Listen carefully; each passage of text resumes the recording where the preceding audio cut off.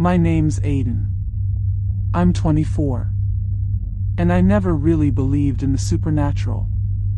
Not until last year, when I stayed at a hotel in Vermont that did something to me. Or maybe showed me something I was never supposed to see. Let me start at the beginning. It was October. I was traveling alone for work, just a 2-night stay at a small-town business hotel. Nothing fancy. The kind of place with carpet that's a little too damp and vending machines that never work. Check-in was normal. I got my key card, room 204. I remember because I made a joke to the front desk clerk, something like, "Hope I don't get haunted in that one." She didn't laugh. In fact, she looked up at me and said, "You're the only one on that floor tonight." I kind of froze. Only one? She explained the hotel was doing maintenance on the upper floors and that most guests were on the first level.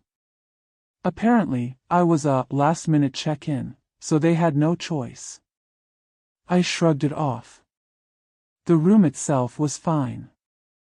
2 queen beds, a small TV, a weird painting of birds flying into a storm. But something about the air felt heavy. Like it hadn't been opened or lived in for a while. Still, I was tired. I locked the door, propped my suitcase against it, something my dad taught me, and went to bed. But around 2:37 a.m., I woke up. And I knew I hadn't just woken up. I'd been woken. By a knock. On the inside wall. Like, the knock came from behind the headboard. I sat up fast. My heart started hammering in my chest. I thought maybe someone was in the next room, but there was no next room. Room 204 was the end unit. There was nothing but an electrical closet behind that wall. I waited. Nothing. I turned on the light. The birds in the painting seemed closer somehow. The storm in the sky looked angrier. I tried to sleep again. The next morning, I went downstairs to ask the front desk about the knock. Same woman. Same blank face. I told her what happened, and she said, "That room hasn't had a knock complaint in years." Years? She blinked. I meant, "You're the only one who stayed in it recently." Then, like she remembered something, she asked me to wait. She walked into a back office and returned with a flash drive. "I shouldn't do this," she whispered, "but if you really heard something, maybe this'll help." She handed me the flash drive and told me it had the hallway camera footage from the night before.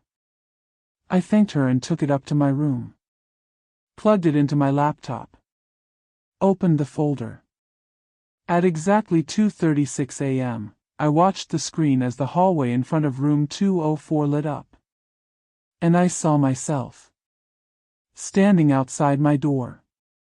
Just standing. Wearing my exact clothes. My jacket. My shoes. But the me on the screen was holding something in his hand. A keycard. He looked directly at the camera. And smiled. I watched myself swipe the card. Enter the room. And never come out. I paused the video. My throat dried out. My palms were sweating. I was inside the room the whole time. Asleep. I never left. So what was that? Was I sleepwalking? Did I have some kind of breakdown? I called the front desk and asked if I came down at any point during the night. The woman said, "No. We would have noticed. Besides, the front door never opened again after you checked in. Not until this morning." She sent me the full security footage from the lobby. I checked it. She was right. The only person who entered the hotel that night was me.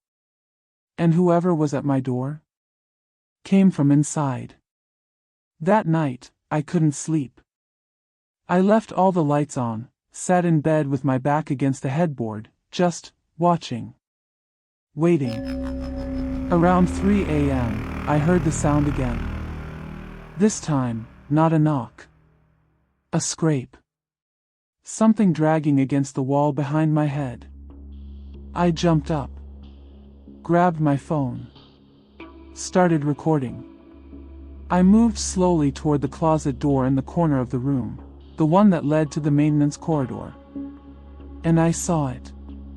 My face. Pressed against the glass. Not smiling this time. Just staring. Expressionless. Pale. Hollow. I screamed and backed away. The face vanished. The next morning, I checked out without saying a word. I drove 6 hours straight, not even stopping for gas until the tank was almost empty. When I got home, I watched the footage on my phone. There was nothing there. No face. No sound.